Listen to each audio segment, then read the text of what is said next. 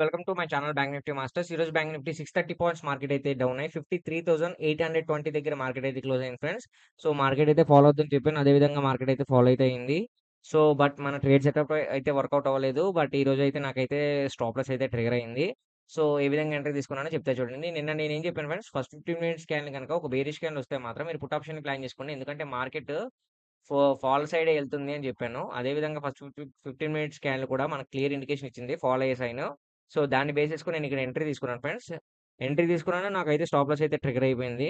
So దాని తర్వాత market అనేది ఒక బిగ్ కన్సల్టేషన్ జరిగింది.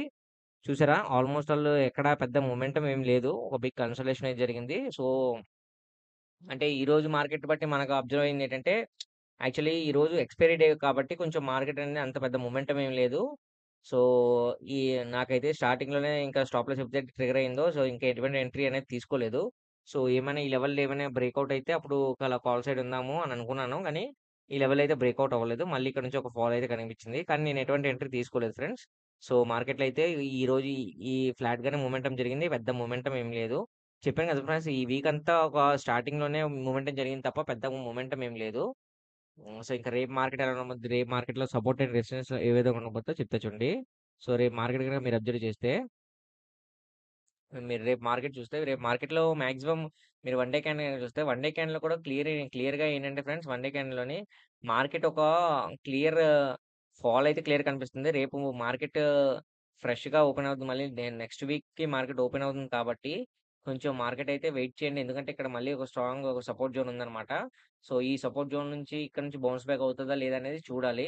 సో, రేపైతే కీ లెవెల్‌గా ఉంటుంది కాబట్టి కొంచెం వెయిట్ చేయండి. మార్కెట్ ఒక 30 మినిట్స్ వెయిట్ చేసిన తర్వాత ఎంట్రీ అనేది తీసుకోండి. సో, ఈ సపోర్ట్ జోన్ నుంచి ఏవన్నా రిజెక్షన్స్ ఇస్తే మాత్రం కొంచెం కాల్ సైడ్ ఉండడానికి ట్రై చేయండి. ఓకేనా ఫ్రెండ్స్? సో, నేనైతే సపోర్ట్ అండ్ రెసిస్టెన్స్ వీడియో ఎండ్‌లో పెడతాను. జాగ్రత్తగా ట్రేడ్ చేసుకోండి. ఓకేనా ఫ్రెండ్స్? తిరిగి మళ్ళీ మనం రేపటి వీడియోలో కలుద్దాం. మీకు 1 వీక్ క్యాండిల్ గాని చూస్తే చూసారా, గ్రాడ్యుయల్‌గా మార్కెట్ అయితే ఫాలో అవుతుంది. సో, ఇంకా ఇది కంటిన్యూ అవుతుందా అనేది చూడాలి మరి. ఇంకా రేపు మార్కెట్ ఎలా ఉండబోద్దనేది. ఓకేనా ఫ్రెండ్స్? జాగ్రత్తగా ట్రేడ్ చేసుకోండి. కొంచెం మార్కెట్ అయితే కొంచెం అంటే అంత మనకు కన్వీనియంట్‌గా అయితే లేదు. ఈరోజైతే నాకైతే స్టాప్ లాస్ అయితే ట్రిగ్గర్ అయింది. సో, లాస్ వచ్చింది కాబట్టి యాక్చువల్లీ మనం ఎక్స్‌పైరీ రోజున మనం ఎక్కువ ట్రేడ్స్ తీసుకోమన్నమాట. ఓన్లీ సింగిల్ ట్రేడ్‌తోనే ఎగ్జిట్ అయిపోతాం. బట్ ఈరోజైతే కొంచెం మొమెంటమ్ ఉంటే రెండో ట్రేడ్ తీసుకుందాం అనుకున్నాను. బట్ ఏ మొమెంటమ్ అయితే లేదు. ఓకేనా? తిరిగి మళ్ళీ మనం రేపటి వీడియోలో కలుద్దాం. ఓకేనా ఫ్రెండ్స్? Thanks for watching.